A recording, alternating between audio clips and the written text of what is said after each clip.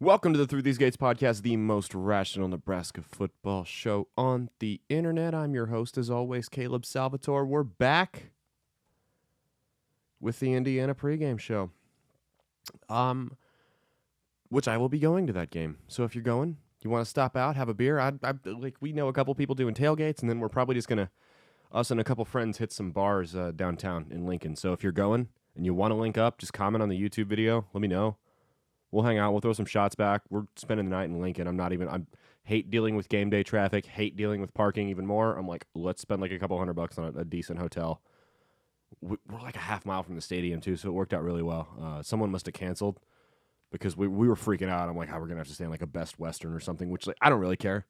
I've been a road comic. Best Western was like nice hotel for me back in the day, so it's not a huge deal to me.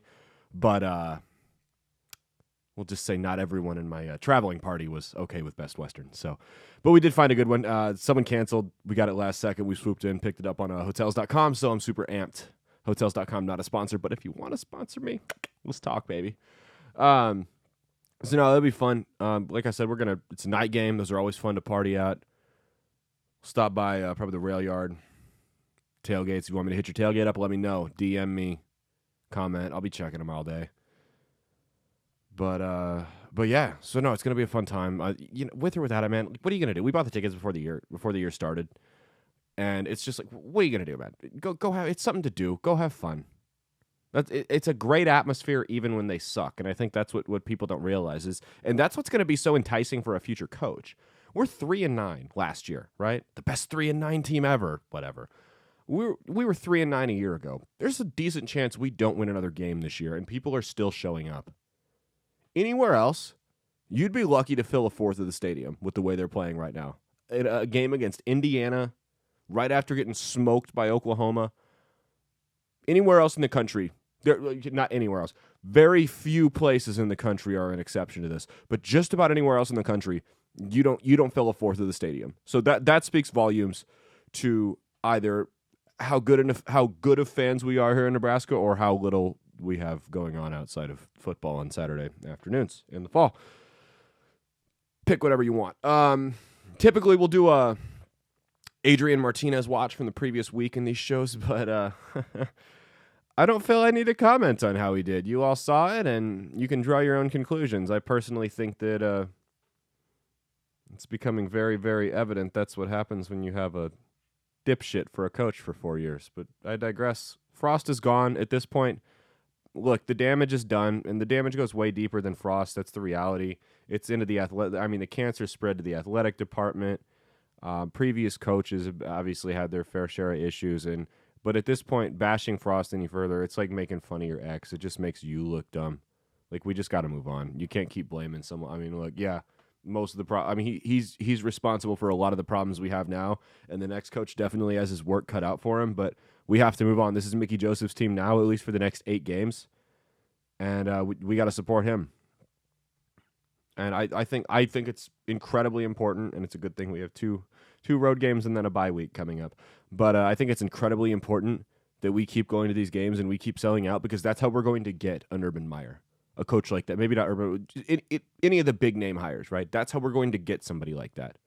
How we're going to entice them and make it seem like it's worth their while to come here. If they seriously, that speaks volumes that this fan base is still out here supporting such a disastrous program. And that's what's going to entice coaches. So moving on from that, like I said, though, you're coming out. Let's go. We'll go. You're going out to the game. You're going to go hang out in Lincoln. Even if you're not going, let's go. Let's go have some beers. Let's throw back some shots. Going to party all day and spend the night. Don't have to drive back to Omaha. We're good. Actually, I don't live in Omaha. I live in La Vista because I'm bougie like that. I live in Sarpy County. So preview for the game. Athlon Sports has a really good preview on it. They actually picked Indiana to win. I think we win. Honest, a prediction. I think we win. I'm going to say 38-35. I'm going to say we win a close one. We squeak it out. I think we win. I think we've got some winnable games left here. And maybe I'm too optimistic. I know you've kicked my ass in the comments for that before. Tell me why I'm wrong. If you think I'm wrong, comment down below. Then just hit the like button. Who cares? It's okay to disagree, right? Tell me why I'm wrong. Tell me why you think we're going to lose. Or tell me why you think we're going to blow them out and come out and beat the brakes off of them. This is Mickey Joseph's statement game. He goes 8-0. We don't lose another game for the rest of the season. Tell me why. I'd love to hear it. He's our Dabo Swinney, right? Actually, if you look at Dabo Swinney's record that year he took over, it wasn't like he came out and just kicked ass. It was a controversial hire at the time when they announced him to be the full-time coach. So just something to keep in mind. But yeah, so I mean, I think Indiana's such a weird team because they looked like they were hot and up and coming, and then Michael Penix Jr., best name ever, by the way, transfer, and it just kind of went downhill after that. So it's one of those games where it's like I don't want to. I would put my confidence level in Nebraska winning at about a 5 out of 10 here. Like I don't think that this is going to be a slam dunk victory by any means. There's no game, like I've said it before. There's no game on the schedule that I can look at and confidently say we're going to win that game. Not one left. Two of them I had. One was Georgia Southern, and we lost. You know, so I do think we win. I can't believe we're favored. The fact that Vegas keeps favoring us is incredible to me. Like, how much money is Vegas making off Nebraska fans right now? That's my question. So, I mean, you look at Indiana's schedule. They beat Illinois 23-20 at home. Idaho 35-22, Western Kentucky 33-30, and then lost 24-45 to Cincinnati in Cincinnati. So they're kind of one of those weird teams. It's like, how good are they really? And how good, you really don't know how good their competition's been so far. They got beat by 3 scores to Cincinnati, who were all pretty confident. It's a good team with Luke Fickell there. Maybe our next coach. I don't know. Haven't really heard that name, which probably means it'll be him, right? But no, we'll see. 6:30 kickoff. It's a night game. Players should be hyped up. I would say that the coaches would be sobered up, but that problem's gone now. I think, and this is going to be a quick episode because I got a lot of stuff to do tonight.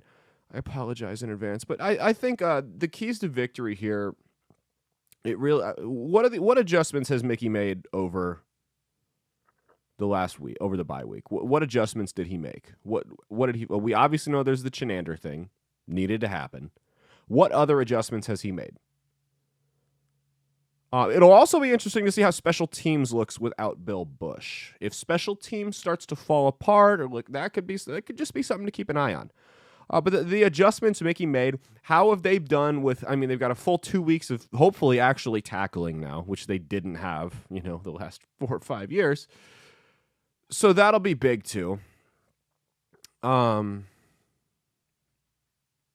Sorry, I was pulling their schedule up here. But yeah, so it'll be the adjustments are the key. Their offensive line is going to be on my keys to victory every single week until they stop becoming such a detriment to the team.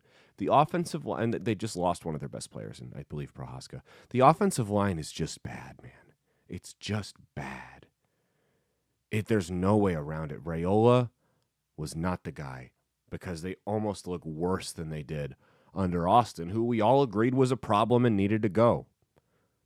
I mean, the Raiola, it really feels like that hire was just one they made so they could win over his 5-star quarterback nephew, and they didn't even get that for reasons we won't get into. If you want to read the rumor mill on that, you can go ahead and look it up on Reddit yourself. But it's just been bad. So yeah, offensive line is always going to be on there. The adjustments that were made in terms of tackling, in terms of scheme, Mark Whipple's play calling is going to be my other one. That's going to be the other big thing for me. Is he going to call another conservative game? When you look at Thompson, he's had 300-yard game against 300-plus yard game against Northwestern, under 200 against North Dakota. Over 300 against Georgia Southern, like 120 against Oklahoma. And a lot of that can be attributed to just conservative play calling in the North Dakota and Oklahoma game. It's like they were scared to let him make a mistake. They were so gun-shy with what they had done to Martinez that they were scared to let him make a mistake. And just let the kid go out there and sling it. The guy's a warrior. Let him go out there, and if he's going to die, let him die on his shield. That if he's going to go out there and throw 4 picks and lose, let him do that. It's so much better than running these 2-yard dink and dunk plays. It's 3rd and 6. Let's send everyone out on a 4-yard route. That doesn't work. Mark Whipple needs to grow a pair with his play calling because guess what, man? Mark Whipple's got a reputation as a good coach. Every single one of these they keep assistant coaches all the time. Mickey's going to stay. That's the rumor that's what's in the contract. So they keep these assistant coaches. New coaches don't always pull a Scott Frost and fire everyone, right? They'll keep guys around. So Mark Whipple, you're on audition right now to keep your job next year. Full-time audition to keep your job. And maybe we'll do a video on the next bye week as far as what assistant coaches I think we should keep and which ones we should let go. That'll be a good idea. Maybe we can do that. But Mark Whipple is 100% coaching for his job right now. Go out there and let the kids sling it. No one's going to fault you for that, man. No, we will blame you if you go out and run this, tail between your legs conservative offense again. We're going to judge you for that.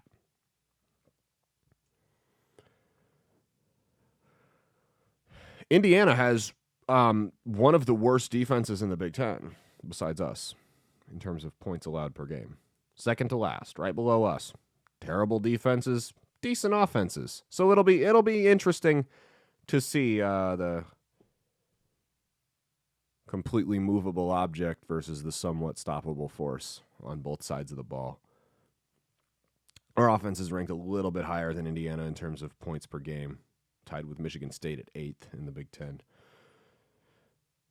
So, Indiana, I got their defensive numbers right here. They give up 29.3 points per game.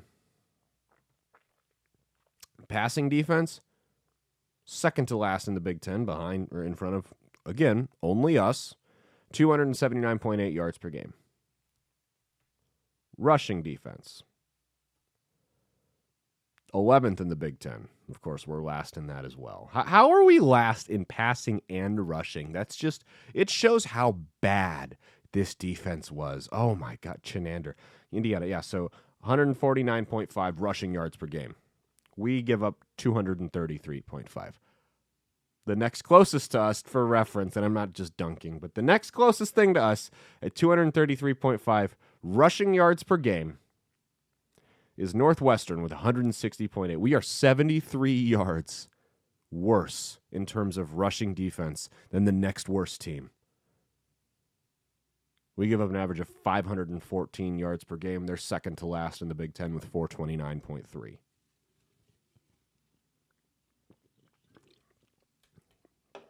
Bad defenses. It's going to be it could very well end up being another Georgia Southern game, and just whoever has the ball last with, more than 10 seconds on the clock is going to win.